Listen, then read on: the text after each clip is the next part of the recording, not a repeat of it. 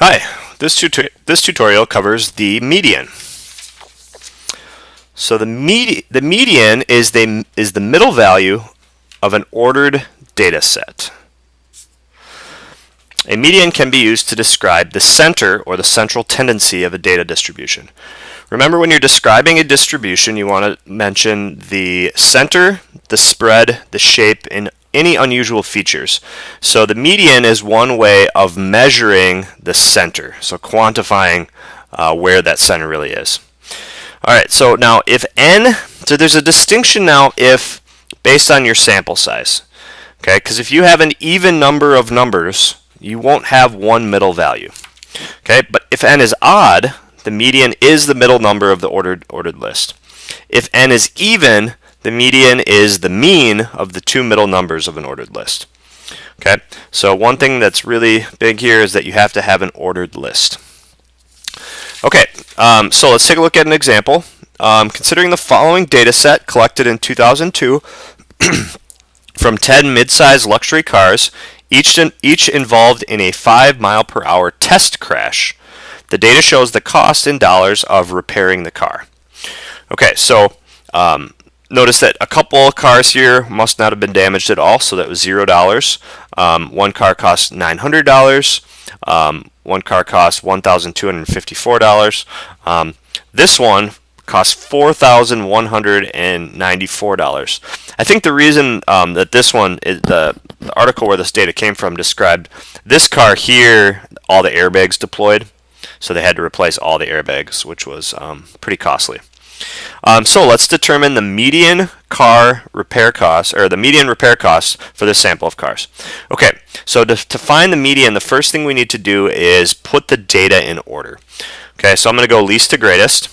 So 0, 0. Sometimes it's helpful to cross them off. 0, 0, 234. The next largest is 670. Then we have 707, then 769, then 900, then 979,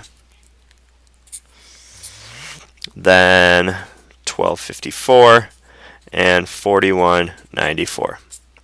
Okay, so make sure that you have the same number of numbers in your ordered list as you did what you started with. So I'm just going to count to make sure I have 10. So 1, 2, 3, 4, 5, 6, 7, 8, 9, 10.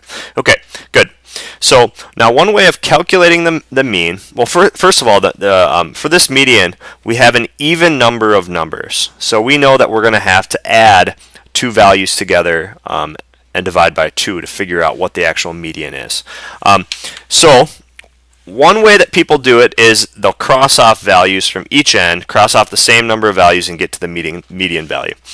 I think it's easier, though, just to kind of think about where it's going to be. So if we have 10 values, we know that the median will be between the 5th and the 6th value. That will give me 5 values on each side of the median. So really, if I just count in 1, 2, 3, 4, 5, 707 is my kind of the lower end, and 769, so this would be my 5th, this would be my 6th. So I know my median is going to be right in the middle here. Okay, so a lot of times I'll just separate into the lower 5 and the upper 5 that way. And then my median I'm going to calculate by taking the average of 709 and 769, or sorry, 707 and 769. Add those together and divide by 2. Okay, so to do that, 707 plus 769 divided by 2, we end up with 738. So my median repair cost is $738. Okay, so if you notice, this value does seem to represent the data pretty well. We do have a couple in the 700s, a couple in one in the 600s, couple in the 900s. So I would say 738 is a pretty good way of measuring the center of the distribution. Okay, notice that This number, this really high outlier, the airbag one, that's an outlier, but that outlier didn't really significantly affect this median. Okay, even if this value were 10,000, that median is going to be the same.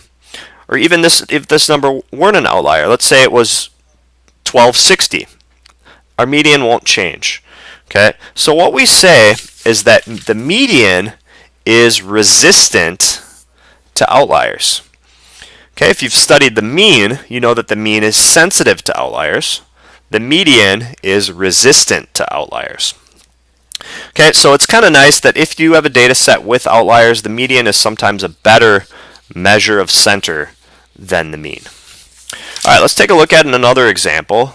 We're also going to calculate the median, but now we're going to look at it, well, what if it's summarized in a frequency distribution instead of just a big list?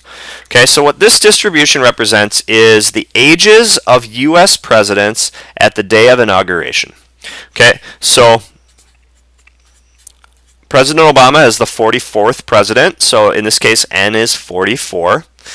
And I want the median. So the median is going to be in between the 22nd and the 23rd data value.